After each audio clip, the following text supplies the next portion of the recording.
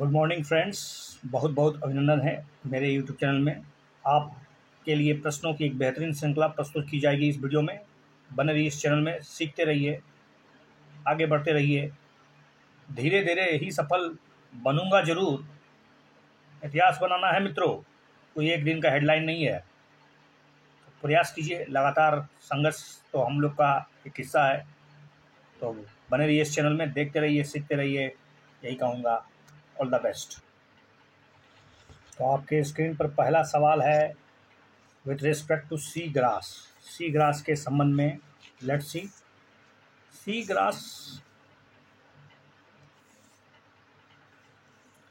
Grass are flowering plants, अच्छा, that grows submerged in a shallow marine waters like bays, lagoons. The temperate water of Atlantic hold the highest diversity of seagrass in the world. Okay, the seagrass undergo photosynthesis and manufacture their one food and produce oxygen. तो तीन बातें कि क्या seagrass flowering plant है, number one. क्या ये Atlantic में सबसे ज़्यादा है, नंबर टू। क्या ये अपना भोजन स्वयं बनाता है, नंबर तीन। और ये ऑक्सीजन पैदा करता है क्या? जब अपना भोजन स्वयं बनाएगा तो ऑक्सीजन तो पैदा करेगा ही। तो ये प्लैंकटन की तरह होता है इसका मतलब, तो डेफिनेटली भोजन तो स्वयं बनाता ही होगा। लेट्स सी, देखते हैं क्या है, बताइए answer. I think three, all of the above, और टू को शायद हम लोग थोड़ा सा एलिमिनेट करने की कोशिश कर सकते हैं। तो टू में चांस लेते हैं हम लोग। यस, देखिए, sea grass are only flowering plants. ध्यान रहे, फूल लगने वाला पौधा है। पौधा बोलिए या फिर घास बोलिए, जंगल बोलिए, जो भी बोल सकते हैं आप।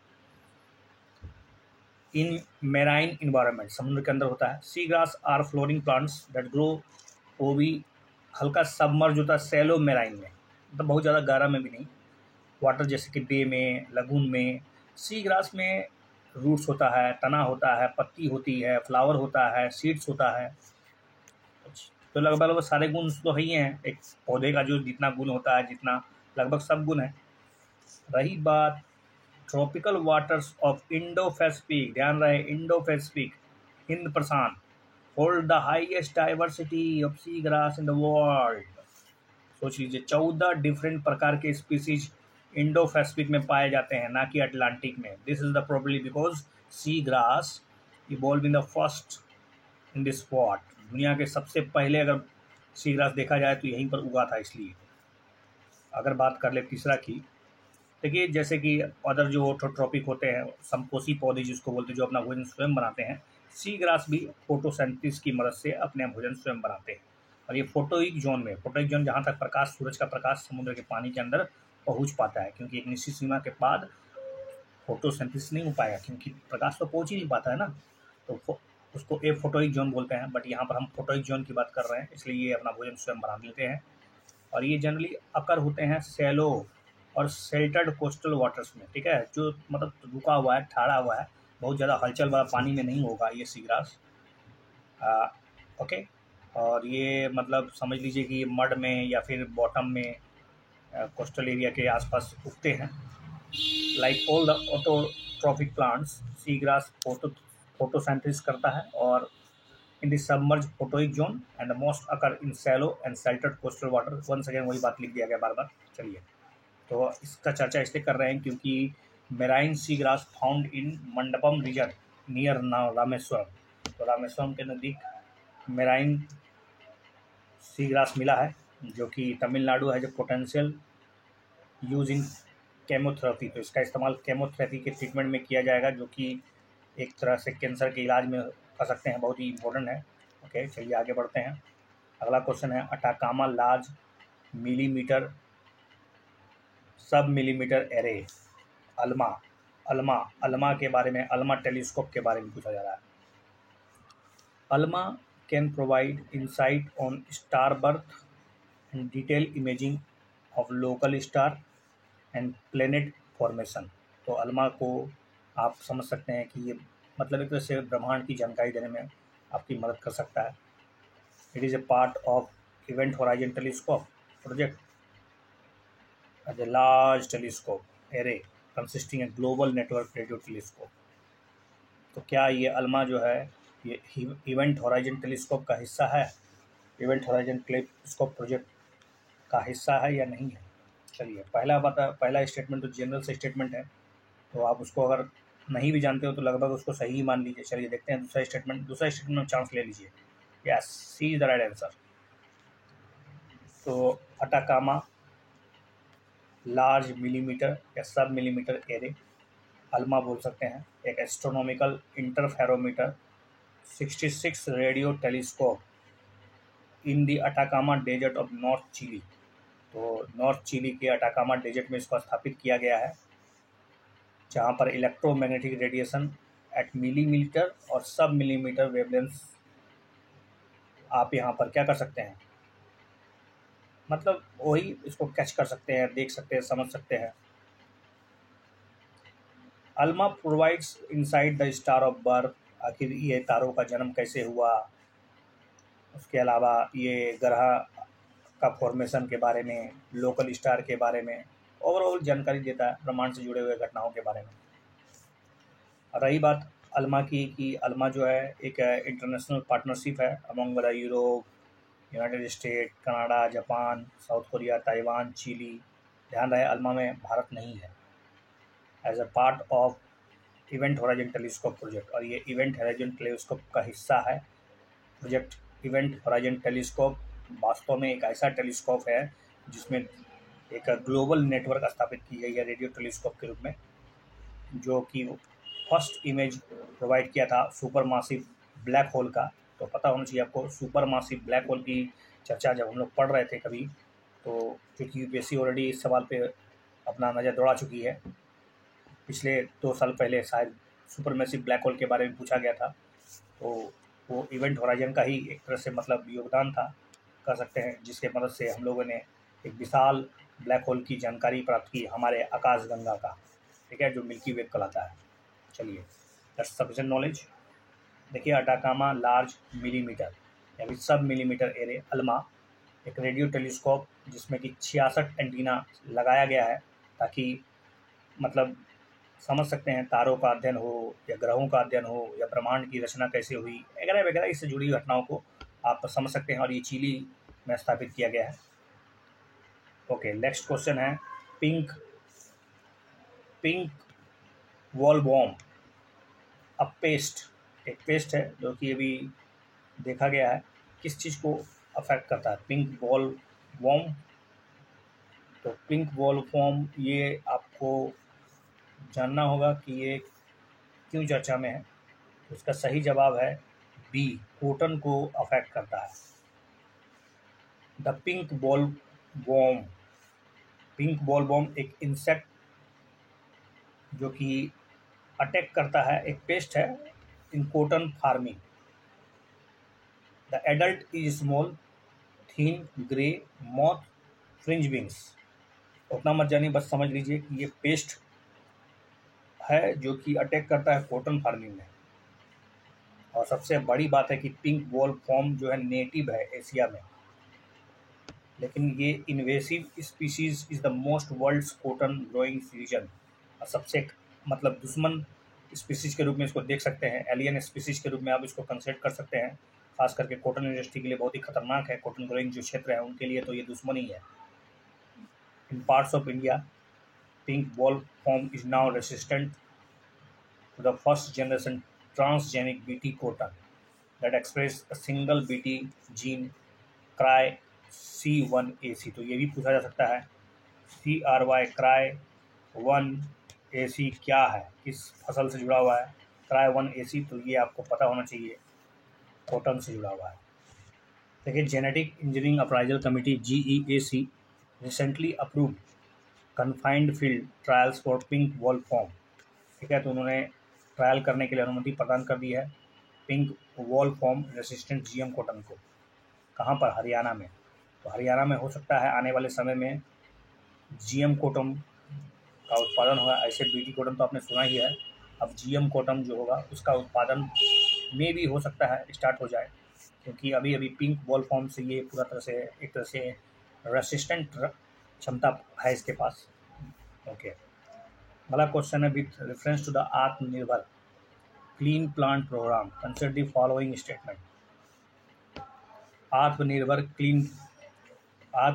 Clean plant programme will aim to enhance the yield of horticulture crops and protect the ecosystem through the proactive virus and disease control। Okay, तो ये हॉर्टिकल्चर वायरस और डिजीज कंट्रोल के दृष्टिकोण से लाया गया है क्या। और ये जो आत्मनिर्भर क्लीन प्लांट प्रोग्राम है will be anchored by the national institute of plant health management, which is turn will set up clean plant center across India। ओहो, दैट्स द पॉइंटिंग। यहाँ पर आपको यही बात तो समझना है कि पूरा भारत में अक्रोस, कभी कभी इसी प्रकार के ऑल, नेवर, अक्रोस, इस तरह के क्वेश्चन में आप सावधान रहिएगा। क्या इतना बड़ा प्लांट का स्थापना पूरा भारत में किया जा सकता है national institute plant health management के द्वारा? That's very very tricky point. चलिए, इसका आप पहला स्टेटमेंट तो जनरल स्टेटमेंट है कि वो कहीं ना कहीं कंट्रोल करेगा, डिजीज कंट्रोल करेगा, तो उस जनरल स्टेटमेंट है। लेकिन दूसरा स्टेटमेंट थोड़ा अतिशोक्ति है, इसलिए यही सही है। इसी तरह देखिए, मैं जानता भी नहीं था, फिर अनुमानित इस तरह होना चाहिए कि आपके प्रश्न निकल जाना चाहिए। ओके, देखिए, clean plant programme will aim, clean plant programme, इसका उद्देश्य है enhance yield of horticulture crops. एक तो उत्पादन को बढ़ाना है, हॉर्टिकल्चर, ध्यान रहे हॉर्टिकल्चर, एंड डिसेमिनेशन करना है, दूसरा एडॉप्शन करना है क्लाइमेट रेजिलिएंट वेराइटीज को, प्रोटेक्ट करना है इकोसिस्टम को फ्रॉम प्रोटेक्टिव वायरस और डिजीज कंट्रोल मेजर्स से। The centre will work with the stakeholders so that they adopt the clean plant seeds and nurseries। The National Horticulture Board may also tie up with the Asian Development Bank। तो पूछा जा सकता है किस bank के साथ इसका tie up होने वाला है, तो ADB के साथ टाई अप होगा। रही बात दूसरी की, तो द आउटले जो होगा new programme will be 2200 crore रुपया इसमें खर्चा किया जाएगा, और प्रोग्राम को लॉन्च किया जाएगा या एंकर किया जाएगा by the national horticulture board के द्वारा। नेशनल हॉर्टिकल्चर बोर्ड के द्वारा इसको प्रोग्राम किया जाएगा, इसको रन किया जाएगा, और इसके लिए क्लीन प्लांट सेटअप किया जाएगा। लेकिन ध्यान रहे, यहाँ पर क्लीन प्लांट सेंटर जो है वो पूरे भारत में सेटअप किया जाएगा, लेकिन इसका एंकर जो है वो गलत दिया था। इसलिए आपने किसी भी तरह से उसको पकड़ तो लिया, लेकिन गलत पकड़ा ये कि इसको नेशनल हॉर्टिकल्चर बोर्ड के द्वारा एंकर्ड किया जाएगा। और this centre will ensure the disease free horticulture planting material. तो इस तरह से हम लोग ऐसे हॉर्टिकल्चर प्लांटिंग को प्रमोट करेंगे जो डिजीज फ्री हो, बीमारियों से मुक्त होना चाहिए, ताकि हम अपने आप को ग्लोबल कॉम्पिटिटिव हॉर्टिकल्चर बना पाए, दुनिया के पायदान पे खड़ा हो पाए हॉर्टिकल्चर के मामले में। जैसे कि न्यूजीलैंड, ऑस्ट्रेलिया, ये सब बहुत ही आगे है हम लोगों से, क्योंकि हम लोग तो चूँकि ट्रॉपिकल बेल्ट में बसे हुए हैं ना, तो स्वाभाविक नेग्लेक्टेड ट्रॉपिकल डिजीज न केवल मनुष्यों को बल्कि जानवरों को भी प्रभावित करता है। यहाँ पर विशेष प्रकार की मक्खियाँ पाई जाती है, सैंड फ्लाइज, जिसके कारण जानवरों को बहुत खतरनाक बीमारियाँ होती है, जिसके कारण हम लोग जो हॉर्टिकल्चर के मामले में हो या फिर क्या बोलते हैं पशुपालन के मामले में हो, उतना भी बेहतर नहीं कर पा रहे हैं। अगर ऐसा होता तो हम लोग निश्चित रूप से अपने आप को RCEP का हिस्सा भी बना पाते, लेकिन अभी रीजनल कॉम्प्रिहेंसिव इकोनॉमिक पार्टनरशिप से हम लोग बाहर हैं, और निश्चित है आने वाले समय में हमारे लिए दरवाज़ा तो खुला हुआ है। हो सकता है कि हमारे कुछ जो हित हैं उनको अगर वैश्विक दुनिया समझती है, और मतलब 15 जो राष्ट्र है इसमें अगर वो समझती है कि हमारे क्या क्या हित है, क्या क्या नुकसान हो सकते हैं इसमें शामिल होने से, अगर उसको ध्यान से अगर पॉइंट किया जाए, तो हो सकता है आने वाले समय में हम भी RCEP के हिस्से हो। लेकिन इससे पहले हमको काम करना पड़ेगा disease free horticulture planting material पर। ओके, ये मैंने एक्स्ट्रा बातें बताया ताकि आप मेंस के लिए भी तैयार रहें। देखिए, in order to increase domestic production the centre plans to establish 10 clean centre, 10 नए क्लीन प्लांट सेंटर इस्टेब्लिश होने वाले हैं, जिससे क्या होगा ना, फ्रूट जैसे कि एप्पल, अवागाडो, ब्लूबेरी, हम लोग तो एप्पल खाए हैं, बाकी तो पता नहीं है बगाड़ो और ये ब्लूबेरी, ये सब हमारे ज़िंदगी में कब आएगा पता नहीं, आएगा। एप्पल तो हम लोग की ज़िंदगी में बहुत घुस चुका है, लेकिन अभी भी आम लोगों के लिए आम ही काफ़ी है, एप्पल भी अभी दूर की खोटी है। लेकिन अगर ऐसा होता है कि क्लीन प्लांट सेंटर बहुत अच्छा तरह से काम करने लगे, तो हो सकता है इन फलों का कीमत बहुत ही सस्ता हो जाए और आने वाले समय में हम लोगों के गरीबों के हाथों में भी आसानी से हॉर्टिकल्चर प्रोडक्ट्स अवेलेबल हो पाए। ओके, अगला क्वेश्चन है, कंसिडर दी फॉलोइंग फैक्टर। अब इसमें से पूछा क्या जा रहा है, पहले ये देख लीजिए। पूछा जा रहा है कि which of the factors given above are the cause of heat wave. ये जो हीट वेव अभी अभी तो भयंकर स्टार्ट होने वाला है इंडियन कॉन्टेक्स्ट में, कौन कौन सा कारण है, फैक्टर्स बताना है आपको जो हीट वेव को पैदा करता है। ओके, तो कहीं ना कहीं आपको पता होना चाहिए, ये अरेबियन सी है, बे ऑफ बंगाल है, तो अरेबियन सी तक ये गर्म हो रहा है। इसके कारण direction of wind flow, wind की दिशा, एटमॉस्फेरिक वेस्टर्ली, वेस्टर्ली विंड्स के कारण, अपर एटमॉस्फेरिक वेस्टर्ली विंड्स के कारण, इंक्रीजिंग लेफ्ट साइड जो होता है ना, लेफ्ट साइड मतलब समझते हैं, जैसे जैसे हम लोग वायुमंडल से ऊपर जाते हैं, मतलब पृथ्वी के वातावरण से जैसे जैसे ऊपर जाते हैं, तो हर 1 किलोमीटर में आपको पता होना चाहिए 10 डिग्री सेल्सियस के 1 degree Celsius, I think 6 degree Celsius शायद टेम्परेचर गिर जाता है 1 किलोमीटर की ऊंचाई जाने पर 6 डिग्री सेल्सियस। तो इसको नॉर्मल लेफ्ट स्लेट बोलते हैं। लेकिन अगर नॉर्मल लेफ्ट स्लेट ना रहे, अगर लेफ्ट स्लेट बढ़ जाए, अगर लेफ्ट स्लेट बढ़ जाएगा तो इसका मतलब क्या है, इसका मतलब है कि जैसे जैसे आप ऊपर जाइएगा टेम्परेचर जो होगा वो जहाँ 1 किलोमीटर में 6 डिग्री सेल्सियस बढ़ता था, अब हो सकता है कि वो 800 मीटर में ही 6 डिग्री सेल्सियस बढ़ जाए।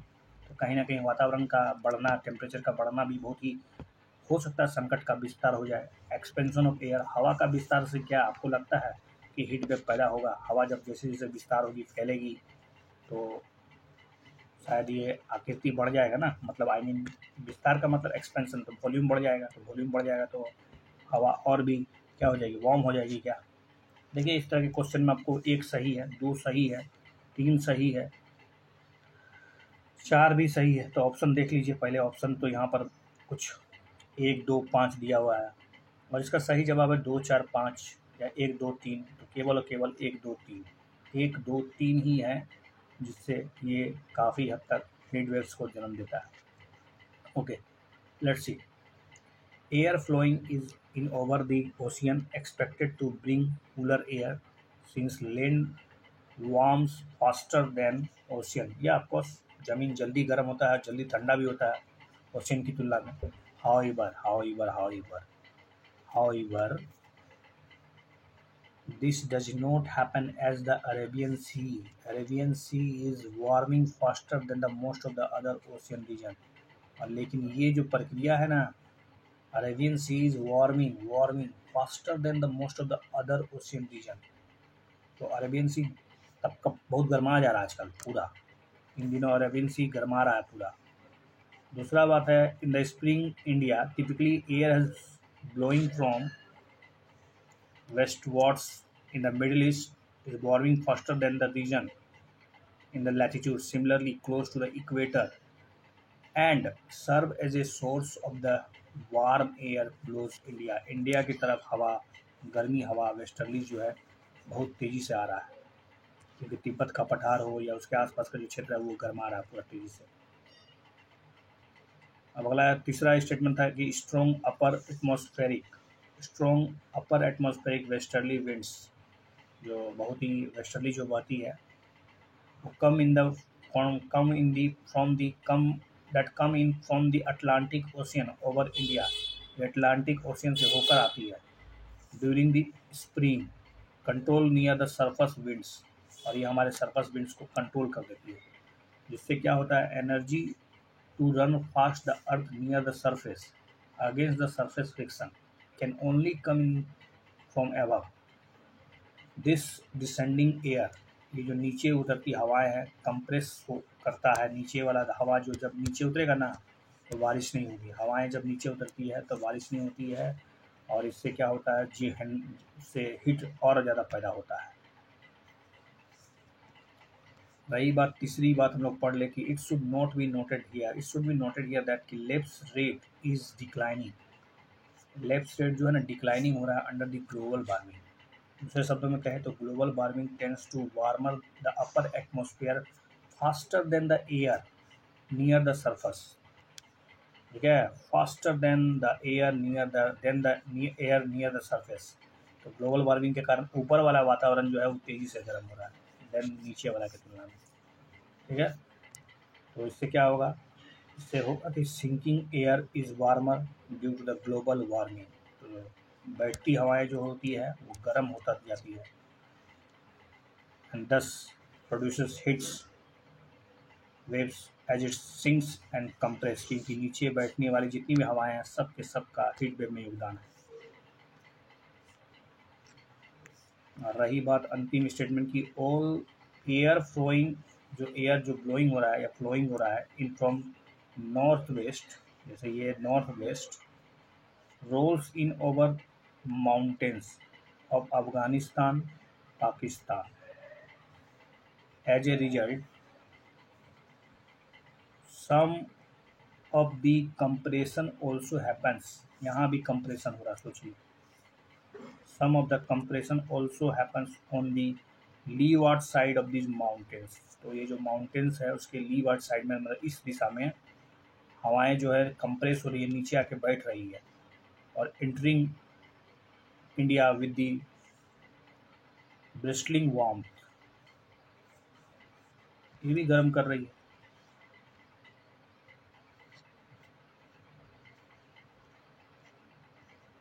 तो देखिए डिपार्टमेंट, इंडियन मेट्रोलॉजिकल डिपार्टमेंट का कहना क्या है, IMD warned that the maximum temperature over northwest, west and central India, maximum temperature over northwest, west and central India 3 से 5 degree Celsius higher than the long term average. 3 से 5 degree Celsius ज़्यादा हो रहा है, दैट्स वेरी वेरी अमेजिंग, बहुत चिंता का विषय है। आपके स्क्रीन पर पहला सवाल होगा अब इथिलीन ग्लाइकोल से। Consider the following statement about ethylene glycol. Ethylene glycol is a colorless, odorless, alcoholic compound that can be fatal if consumed। अगर इसको आप पी लिए तो चलेगा भीतर, भीतर मतलब ऊपर। कैन बी फेटल मतलब मृत्यु हो सकती है, शायद कैन का इस्तेमाल किया गया है। Both diethylene glycol and ethylene glycol are adulterants use as a solvent in liquid drugs. मतलब इसको एडल्ट्रेंट, एडल्ट्रेंट मतलब समझते हैं ना, मतलब मिलावट के रूप में इस्तेमाल किया जाता है, लिक्विड ड्रग्स के रूप में। दोनों स्टेटमेंट क्या है, जनरल स्टेटमेंट है, लेकिन ये फैटल है कि नहीं ये बताइए। इथिलीन ग्लाइकोल कुछ होता है, इथिलीन ग्लाइकोल फैटल हो सकता है, क्या लगता है आपको?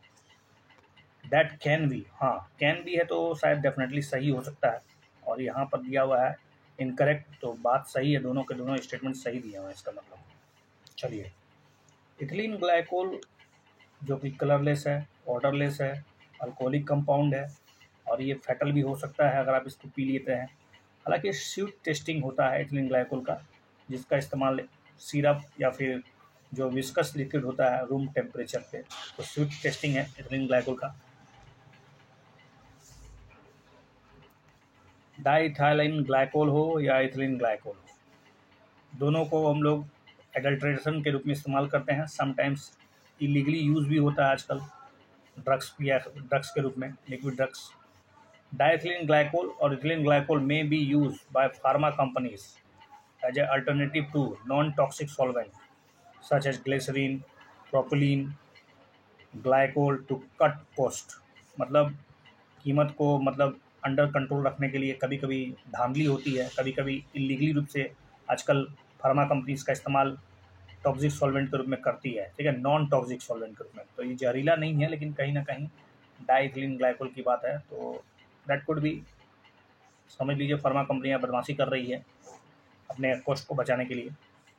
तो देखते हैं चर्चा क्यों था, क्योंकि department of chemical and petrochemical, ministry of chemical and fertilizer issue a gazette notification that, क्या कहा है, ethylene glycol quality control order, जरूरी था क्वालिटी कंट्रोल, उस पर इथिलीन ग्लाइकोल के कारण चर्चा में आ गया। अब इको सेंसिटिव जोन के बारे में, इको सेंसिटिव जोन देखिए, सबसे पहली बात, इट इंक्लूड यानी ESZ include area within 10 kilometre of the boundaries of the national park. जैसे सपोज ये नेशनल पार्क है, तो यहाँ से लेकर 10 किलोमीटर, या फिर वाइल्ड लाइफ सेंचुरी है, जैसे वाइल्ड लाइफ सेंचुरी यही है, ठीक है। तो यहाँ से लेकर 10 किलोमीटर तक इको सेंसिटिव जोन होता है। विदिन 10 किलोमीटर के अंदर ही होना चाहिए क्या? They are notified by ministry of environment and forest and climate change under the wildlife protection act. अच्छा, इको सेंसिटिव जोन को क्या वाइल्ड लाइफ प्रोटेक्शन एक्ट 1972 के तहत जारी किया जाता है। ओके। दूसरा है, this zones are restricted for activities जैसे कि commercial wood uses, mining, tourism. यहाँ पर ही सब टूरिज्म क्यों नहीं होगा? टूरिज्म तो अलाउडेड होना चाहिए। तो माइनिंग भले ना हो अलग बात है, लेकिन टूरिज्म शायद इको सेंसिटिव जोन में कोई दिक्कत नहीं है। जब आप समझ गए होंगे तो मेरे ख्याल से इसको पकड़ लिया है। तीसरा स्टेटमेंट तो दिया ही नहीं है ऐसी बात, और यहाँ दिया हुआ है। तो तीसरा स्टेटमेंट शायद इनकरेक्ट है, नहीं बल्कि 1 और 3 ही सही है। सोचिए, क्योंकि इसको वाइल्ड लाइफ प्रोटेक्शन एक्ट के तहत जारी नहीं किया जाता है, इसको किसी और एक्ट के तहत जारी किया जाता है। तो वो बहुत इंपॉर्टेंट चीज़ था जो आपको पकड़ना था। देखिए, ESZ ये वास्तव में डेजिग्नेटेड एरिया होते हैं जो कि बायोडाइवर्सिटी को प्रोटेक्ट करने के लिए, मतलब एक बफर जोन के रूप में इस्तेमाल किया जाता है इसका, ठीक है, स्पेसिफिक एरिया में। और ये विदिन 10 किलोमीटर के अंदर ही होता है नेशनल पार्क या वाइल्ड लाइफ सेंचुरी का, ताकि एक तरह से सॉफ्ट एब्जॉर्बर के रूप में काम करे वो, और इको जो फ्रेजाइल्स है जोन है उसको बचाया जा सके, ठीक है। अब रही बात कि इसका पावर कहाँ से आता है, इको सेंसिटिव जोन जारी करने का जो पावर है उसको कहाँ से डिराइव करता था। Eco sensitive zones are notified by the central government. Central government में कौन गवर्नमेंट? तो ministry of environment and forest and climate change ही जारी करता है। लेकिन इसका जो एक्ट है वो इन्वायरमेंट प्रोटेक्शन एक्ट 1986 के तहत जारी होता है, वाइल्ड लाइफ प्रोटेक्शन एक्ट के तहत नहीं, बल्कि इन्वायरमेंट प्रोटेक्शन एक्ट 1986 के तहत जारी किया था। ये बात ध्यान रखिएगा कि ESZ का notification wild life protection act के तहत नहीं, बल्कि इन्वायरमेंट प्रोटेक्शन एक्ट 1986 के तहत जारी किया जाता है।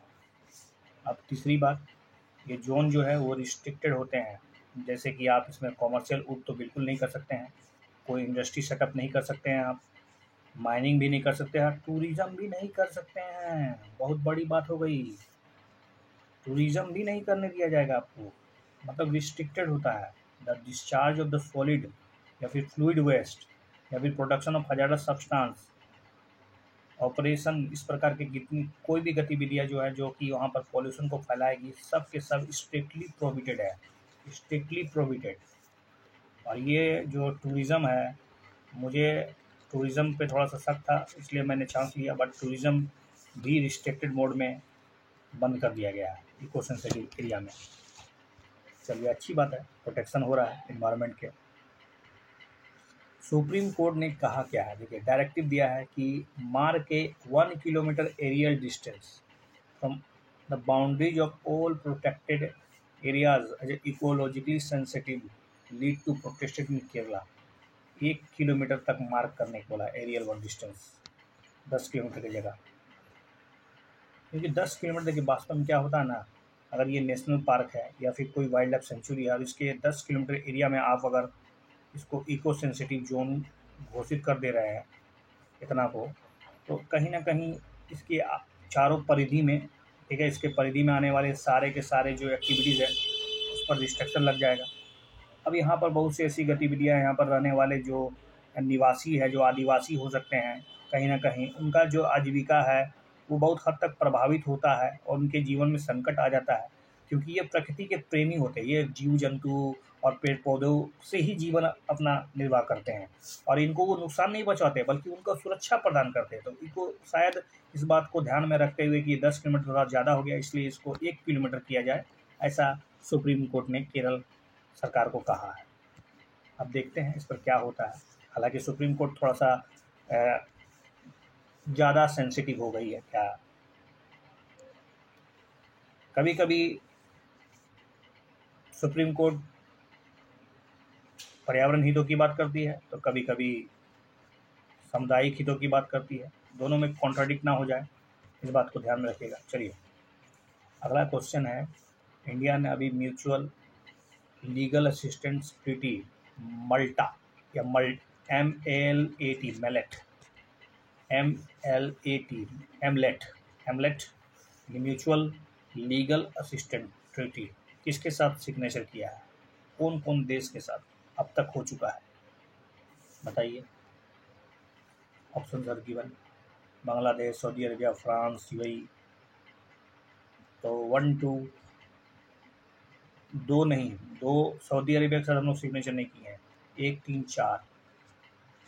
देखिए बात क्या है, India and Saudi Arabia are in talks to sign a mutual legal assistant. अभी विचार चल रहा है सऊदी अरेबिया के साथ, तो formal assistance from each others in the investigation related criminal crimes. Saudi Arabia is the only among the dozen other countries that does not have either MLAT और any other, इस तरह किसी प्रकार का investigation हमको नहीं करने देता है।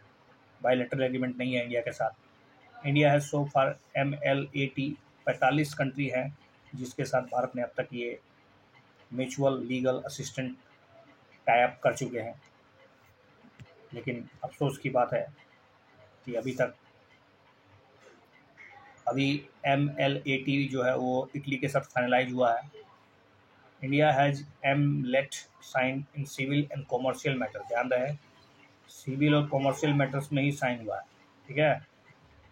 किसके साथ, तो बहरीन के साथ, फ्रांस के साथ, रसिया के साथ, अजरबैजान के साथ, यूएई के साथ, मंगोलिया के साथ।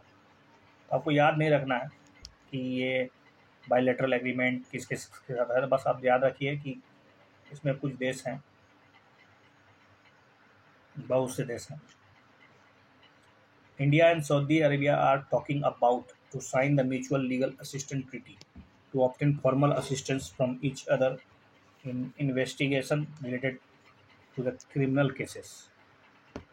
Okay, let's see about next question है पार्ले मिसाइल। पार्ले मिसाइल के बारे में पूछा जा रहा है। पार्ले बिस्कुट नहीं, पार्ले मिसाइल एक indigenous long range surface to air missile है, ध्यान रखिएगा, surface to air. India first tactical quasi ballistic missile होगा अगर ये है तो। इंडिया का यह पहला quasi ballistic missile can strategise Parle missile as a range. इसका रेंज देख लीजिए 1000 से 1500 किलोमीटर। 1500 किलोमीटर कुछ ज़्यादा नहीं हो गया? देखिए सोचिए पार्ले मिसाइल के बारे में, भारत के पूछा जा रहा है। इंडिजीनियस तो है हो, पता नहीं आपको, शायद इसका स्टेटमेंट केवल बी सही है, 2 स्टेटमेंट सही है। पार्ले जो है ना वो एक इंडिजीनियस तो है लेकिन ये शॉर्ट रेंज मिसाइल है, short range ballistic missile. Surface to surface भी है लेकिन शॉर्ट रेंज है, लॉन्ग रेंज नहीं है, शॉर्ट रेंज। याद रखिएगा पार्ले शॉर्ट रेंज है, बिस्कुट जैसा छोटा छोटा है बस। Missile will be India's first tactical quasi-ballistic missile, and it will be giving the armed force capability to hit any enemy position and key the installation actual battlefield area। मतलब suppose यहाँ दुश्मन है और हम यहाँ दिया उठा के एगो मिसाइल खड़ाक से पार्ले मिसाइल दाग, तो बस शॉर्ट रेंज हो गई। और सरफेस टू एयर बैठ के हम मारेंगे, सरफेस टू सरफेस ही होगा ये काम, ध्यान रखिएगा। यहाँ से ज़मीनें मारेंगे, हवा में नहीं दागेंगे। इट्स नॉट हवा में दागना बल्कि ज़मीन से ज़मीनें में।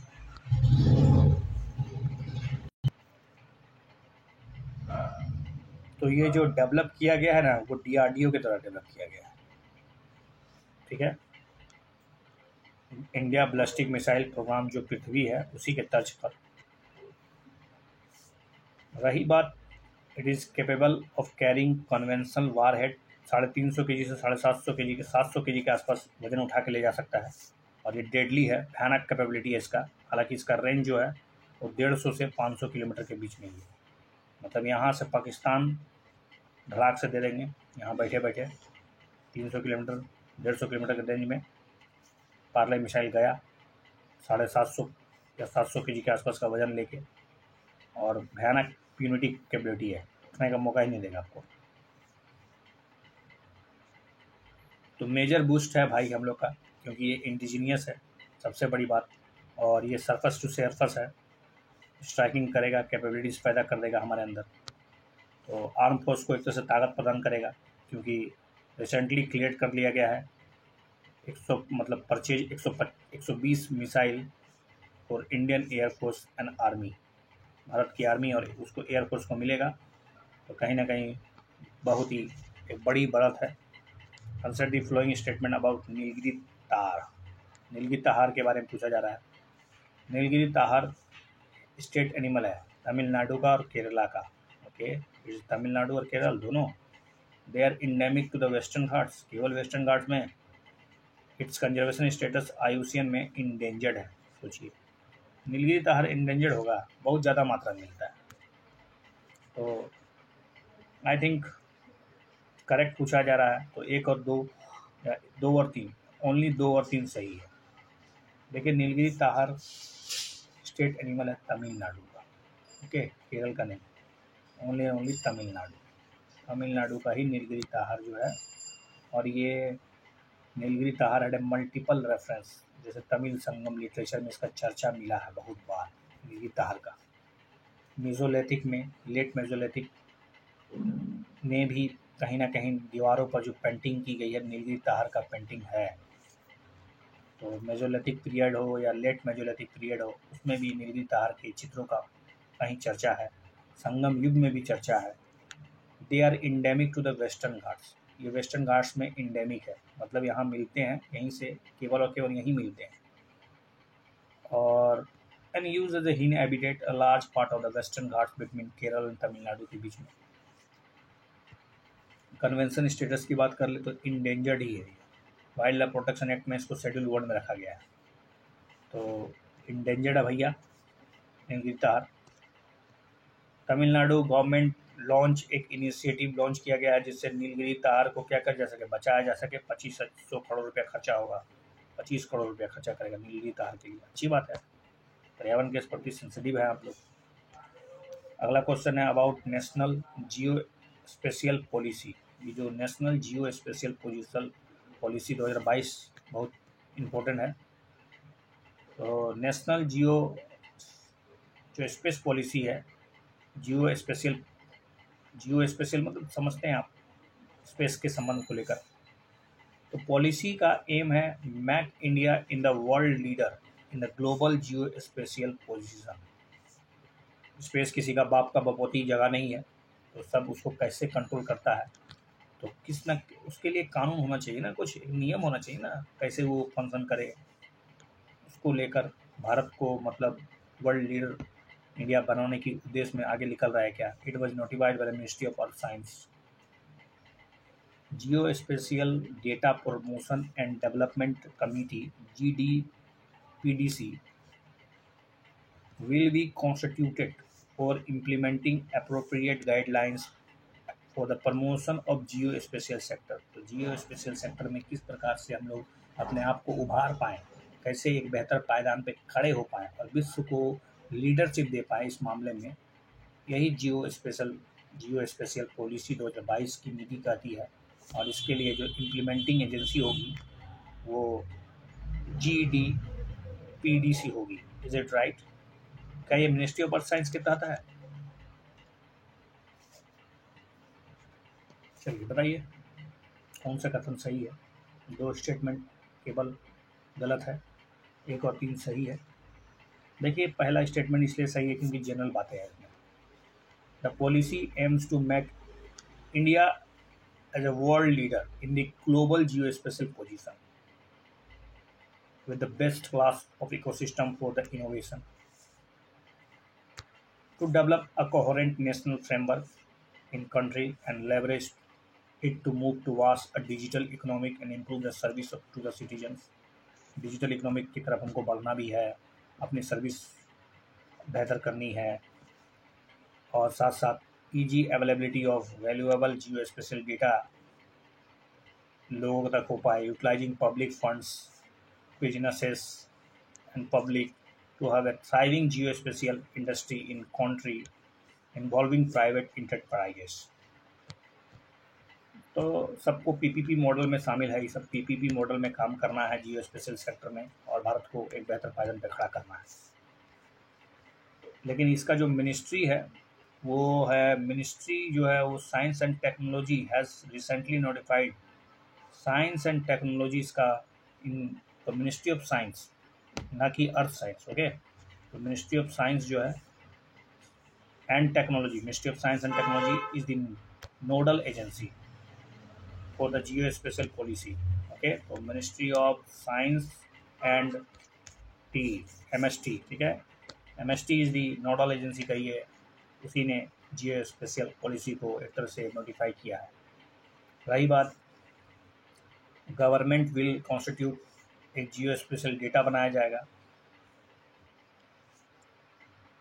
GDPDC बनाया जाएगा, जो कि एक एपेक्स बॉडी के रूप में काम करेगा। क्या होना चाहिए, नियम क्या होना चाहिए, इम्प्लीमेंट कैसे होगा, गाइडलाइंस क्या होगा, स्ट्रेटजी क्या होगी, प्रोग्राम क्या होगा इस जियो स्पेशल सेक्टर को लेकर, तो सारा का सारा कारभार जो है वो geospatial data promotion and development committee को दे दिया जाएगा।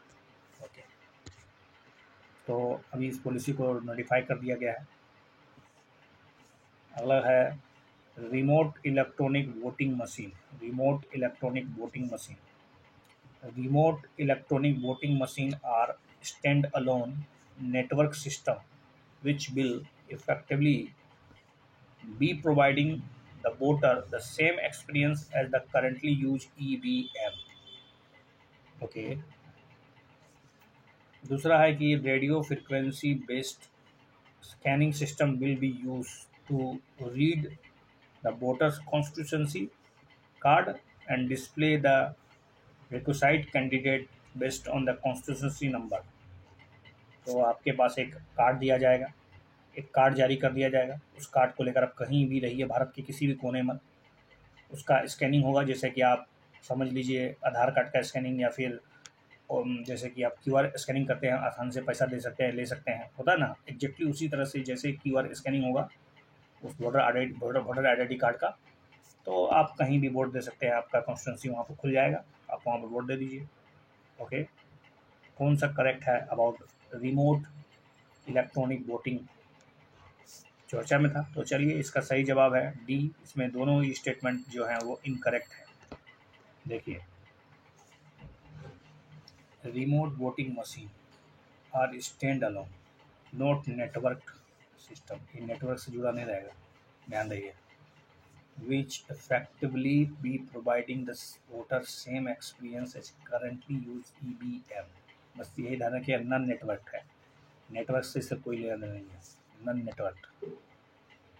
The unique feature of remote voting machine is that single remote ballot unit, suppose एक सिंगल यूनिट यहाँ पर, ठीक है, सिंगल यूनिट बैलेट मशीन है, ठीक है, आप यहाँ पर आप, और इसमें ढेर सारे मल्टीपल कॉन्स्टिट्यूंसी होंगे, मतलब 72 को आसपास, और इसको डायनेमिक वॉलेट डिस्प्ले बोर्ड कहेंगे, ठीक है, instead the usual printed paper ballot sheet on EVM।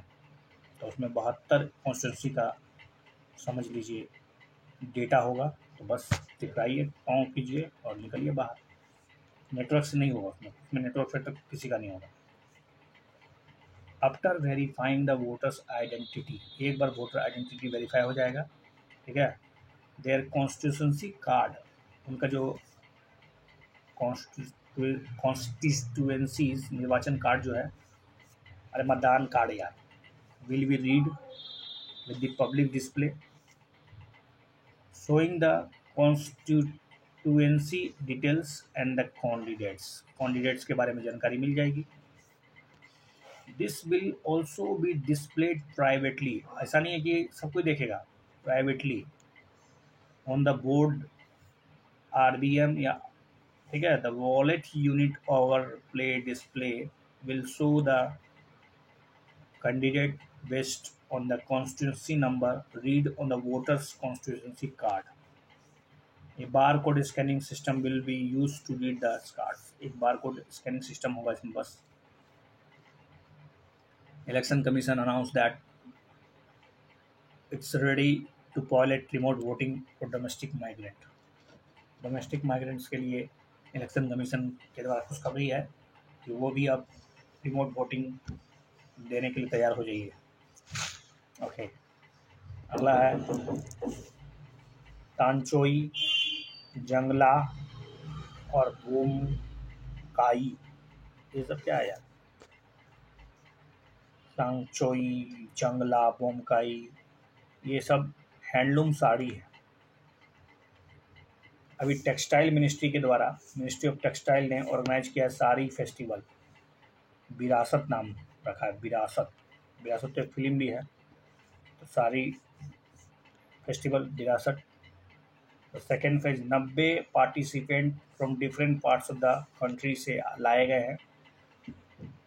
Enhance the attraction by the participation by famous handicraft variety, जिसमें कि sari, silk, tie, dye, chikan, embroidery, hand block sari, Kalamkari printed sari, Ajrakh, Kantha, Phulkari, Ajrakh, Kantha, Phulkari. This will be in addition to the exclusive handloom sari, जैसे कि sari, Jamdani, Ikat, Pochampally, Banaras, Tussar silk, चंपा, बालूचारी, Bhagalpur silk, तंगल, Chanderi, ललितपुरी, पोटाला, Paithani. Also available the handloom silk sari like a tanchoi, jangla, kota, dorai, cutwork, maheswari, bujodi, sanitpuri, bomakai, or several other varieties like garat khoriol, Khandua, Arani silk sari. इतने साड़ीज का नाम है, varieties of saris. याद करिएगा, याद रखिए, बस आप एक बार ध्यान में रखिए ना, बस दैट्स ऑल। तंचोई, जंगला, कोटा, महेश्वरी, बुजोड़ी, संतपुरी, भोमाकी वगैरह वगैरह। तो सेकंड फेज विरासत का। अब ये भी पूछा जाता है विरासत क्या है, बस इतने पूछ देगा तो दैट्स ऑल। तो विरासत क्या है, किससे जुड़ा हुआ है? तो ये हैंडलूम साड़ी से जुड़ा हुआ है, ठीक है। जनपद दिल्ली में लगाया गया था। Consider the following statement atomic energy regulatory board के बारे में। एटॉमिक एनर्जी रेगुलेटरी बोर्ड से संबंधित सवाल। Regulatory authority of AERB is derived from the rules and notification promulgated under the Atomic Energy Act and Environment Protection Act 1986। अच्छा, इसको जो power मिलता है वो एटॉमिक एनर्जी एक्ट, दूसरा इन्वायरमेंट प्रोटेक्शन एक्ट से मिलता है क्या? The mission of atomic energy regulation board, जो भी हो, I forgotten, to ensure the use of ionising radiation nuclear energy in India is safely harnessed या harnessed and used only for peaceful purpose. Only, only for the peaceful purpose like the power generation. क्यों peaceful purpose के अलावा और काम नहीं होगा? चलिए तो बात करते हैं फिर से ये एटॉमिक एनर्जी रेगुलेटरी बोर्ड के बारे में। Let's see which are the correct statement. दिए गए पहला स्टेटमेंट कथन सही है।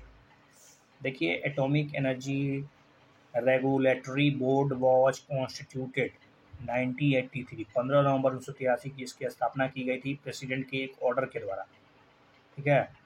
बाद में इसको एटॉमिक एनर्जी एक्ट के तहत 1962 के तहत कुछ पावर दे दिया गया। The regulatory authority of AERB is derive the rules and notification power, या जो पावर है ये एटॉमिक एनर्जी एक्ट और दूसरा इन्वायरमेंट प्रोटेक्शन एक्ट 1986 से मिलता है इसको। तो the AERB shall have the authority to administer the provisions of Factory Act 1948 the industrial safety for the units of Department of Atomic Energy as per the section 23 of the Atomic Energy 1962.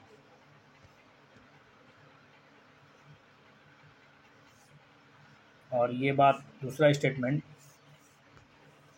कि mission of Atomic Energy Regulatory Board is to ensure the use of ionizing radiation and nuclear energy in India does not cause the undue risk to the health of the people and environment. किसी भी प्रकार से radiation और nuclear energy किसी भी प्रकार से लोगों को क्षति ना पहुंचाए, उनके स्वास्थ्य को गड़बड़ाए नहीं, और इन्वायरमेंट का भी ख्याल रखना होगा। इस बात को ध्यान में रखना होगा, इंश्योर करना पड़ेगा। एटॉमिक एनर्जी रेगुलेटरी बोर्ड चर्चा में था। Consider the following statement regarding Satyendra Nath Bose SNB। Satyendra Nath Bose के बारे में यूपीएससी मेंस में सवाल पूछी थी। वही सत्येंद्र नाथ है या कोई और है? देखिए, जो हिग बोसोन है या boson, which are the class of particle that obey Bose-Einstein statistics was named after the Bose by Einstein. He wrote a paper driving Planck quantum radiation law without any reference to the classical physics by using a novel way of counting states with the identical particles. ज़्यादा मत जानिए। Bose was awarded Bharat Ratna in 1954। कहाँ से 1954 में भारत रत्न कहाँ से मिला उसको? आप सोचिए, हमको तो पता नहीं, लेकिन बोस का नाम तो आइंस्टीन के साथ जोड़ा जाता है। बोस आइंस्टीन कन्वेंशन के साथ उन्होंने कुछ प्लैंक क्वांटम रेडिएशन के बारे में कुछ नया नियम दिया था क्या? सोचिए सोचिए सोचिए। एक और दो ही सही है, कि केवल और केवल दो सही है। इसमें पूछा गया है कौन सा करेक्ट है, केवल दो सही है। देखिए, Bose collaborated with Einstein, Einstein के साथ उन्होंने मिलकर काम किया था। किस बात को लेकर? जिसे हम लोग आज बोस आइंस्टीन स्टैटिस्टिक्स करते हैं। The class of the particles that obey the Bose statistics, उसको कहा गया बोसोन। इसका नेम किया गया था बाय पाउली डियार्क के द्वारा। ठीक है, आइंस्टाइन के द्वारा नहीं, बोस बाय पाउल डायरेक्ट के द्वारा। बोस ने पेपर लिखा किस बात पर? प्लैंक क्वांटम रेडिएशन लॉ के ऊपर। हालांकि उन्होंने बिना कोई क्लासिकल फिजिक्स का इस्तेमाल किए ही ऐसा लिखा, और एक नोबल मतलब आइडिया दिया आइडेंटिकल पार्टिकल्स के बारे में। This paper was a seminal creating the important field of quantum statics. तो क्वांटम स्टैटिक्स में बहुत बड़ा योगदान है इनका। The fellow of the royal society, he was awarded India's second highest civilian award, Padma Vibhushan, in 1954। उनको पद्म विभूषण ही मिला है, भारत रत्न नहीं दिया गया। ये रॉयल सोसाइटी के सदस्य थे, उसके बावजूद भी। तो 129वां जन्मदिन मनाया गया सत्येंद्र नाथ बोस का। Okay, comprehensive migration and mobility partnership agreement, migration mobility partnership agreement किसके द्वारा साइन किया गया, भारत और किसके साथ? कॉम्प्रिहेंसिव माइग्रेशन ऑस्ट्रिया के साथ। इंडिया ने अभी साइन किया है एक comprehensive migration and mobility partnership agreement with Austria for migration and mobility of Indian students and professionals. ये जो comprehensive migration and mobility partnership agreement जो सिग्नेचर किया गया, इस बात को ध्यान में रखते हुए कि जो स्टूडेंट की जो फैसिलिटीज़ है, स्टूडेंट्स का जो फैसिलेशन होना चाहिए एकेडमिजिया का, रिसर्च का, migration for professional economic reason, abiding by equal treatment of national both the parties in similar situation. अगर ऑस्ट्रिया के लोग, ऑस्ट्रिया के बच्चे भारत आए, भारत के बच्चे ऑस्ट्रिया जाए, उनके साथ जो ट्रीटमेंट होता है वो दुर्व्यवहार वाला नहीं होना चाहिए, बल्कि सिमिलर होना चाहिए, अपने नागरिक के जैसा ही होना चाहिए। The provisions of this agreement will be without prejudice, वही तो मैंने कहा कि बायसिंग नहीं होना चाहिए, to the application of the national laws on the stay of the foreigners on the all the points that are not dealt with the agreement. Along the similar lines, India has also signed the agreement with other European countries, Bharat ने और भी कई लोगों के साथ, कई देशों के साथ, जैसे France, United kingdom, Germany, Finland के साथ भी माइग्रेशन को लेकर, ठीक है, भारत ने इस पर विचार कर लिया है। तो India Austria sign pact to curb illegal migration. ये इलीगल माइग्रेशन को रोकना बहुत ज़रूरी है। तो भारत और ऑस्ट्रिया ने साइन किया है अभी हाल में, लेकिन भारत का इसके साथ, इसके अलावा आप याद रखिएगा, फ्रांस, यूके, जर्मनी, फिनलैंड के साथ ऑलरेडी है। अगला क्वेश्चन है सावित्री बाई फुल्ले से। Savitri Bai Phule advocated intercaste marriage, widow remarriage, eradication of child marriage among other social issues. She establish a women's rights advocacy organisation, जिसको भारत स्त्री महामंडल कहा गया। मतलब क्या सावित्री बाई फुल्ले ने भारत स्त्री महामंडल की स्थापना की? She become a prolific writer and published a book name भवन काशी सुबोध रत्नाकर। भवन काशी सुबोध रत्नाकर किसके द्वारा लिखा गया? अगर आपको सावित्री बाई फुल्ले की जानकारी है, उनके द्वारा स्थापित कोई ऑर्गेनाइजेशन और साथ साथ उनका उद्देश्य, तो जनरल, पहला उद्देश्य तो जनरल है, सीधी सी बात है, इसलिए इसमें कोई ज़्यादा बात नहीं है। एक तो स्टेटमेंट सही है। अब रही बात, क्या उनके द्वारा भवन काशी लिखा गया है कि नहीं, इट्स रिमेम्बरिंग पॉइंट्स। चलिए, 1 और 2 डेफिनेटली सही है, जी नहीं, 1 और 3 ही सही है केवल। सावित्री बाई फुल्ले, जिनका उद्देश्य इस बात को लेकर था कि किस तरह से इंटरकास्ट मैरिज को बढ़ावा दिया जाए, window remarriage, eradication of child marriage, Sati, dowry system, और भी जो सोशल इशू हमेशा रहा है हमारे देश के लिए। 1873 में फूले सेटअप सत्यशोधक समाज, पता होगा आपको सत्यशोधक समाज के बारे में, ज्योतिबा फूले के नाम सुना ही होगा आपने। मतलब एक तरह से प्लेटफॉर्म था, ओपन था, होल था, सबके लिए खुला था, चाहे वो किसी भी जाति धर्म के संबंध हो, किसी भी हियरकी से आते हों, कोई फर्क नहीं पड़ता है। वो उद्देश्य चाहता थे ब्रिंगिंग सोशल इक्वालिटी होना चाहिए समाज में। और अगर सावित्री बाई फुल्ले की कुछ महत्वपूर्ण, उनके द्वारा इस्टेब्लिश किया गया था महिला सभा का, महिला सभा मंडल, ताकि इस बात को, महिलाओं के जो राइट्स है उनको जागरूक किया जाए। He also called for a gathering of place for women that was free of caste discrimination of differentiation of any kind।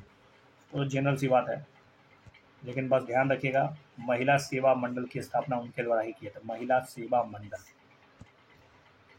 She become a prolific writer, उन्होंने 2 किताबें लिखी है, एक काव्या फूले, चूँकि फूले सब जुड़ा हुआ इसलिए इसका नाम नहीं आएगा, लेकिन भवन काशी सुबोध रत्नाकर, भवन काशी सुबोध रत्नाकर, जो 1892 में लिखी थी उन्होंने।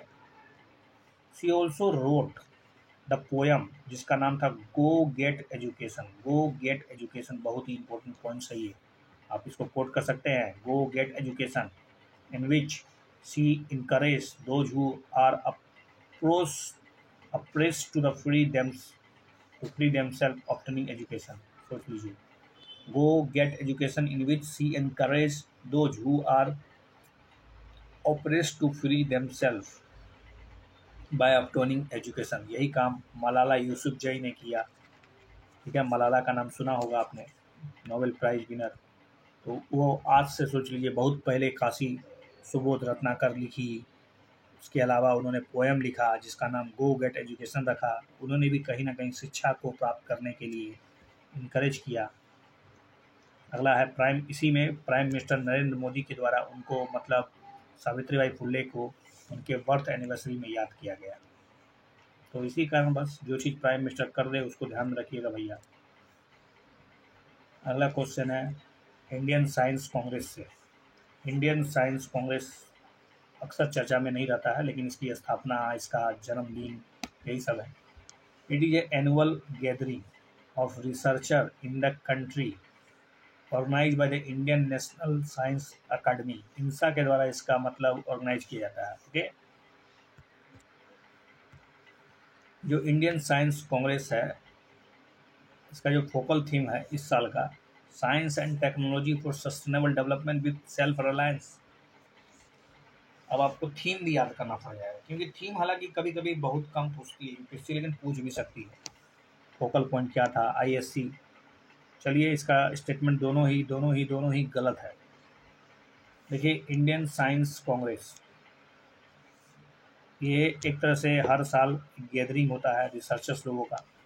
भारत के अलग अलग क्षेत्रों से रिसर्चर लोग आते हैं। हालांकि इसका ऑर्गेनाइज जो है ना, वो इंडियन साइंस कांग्रेस के द्वारा आईसीएस के आईसी आईएससीए के द्वारा किया था। और इसका पहला मीटिंग जो हुआ था वो 1914 में हुआ था।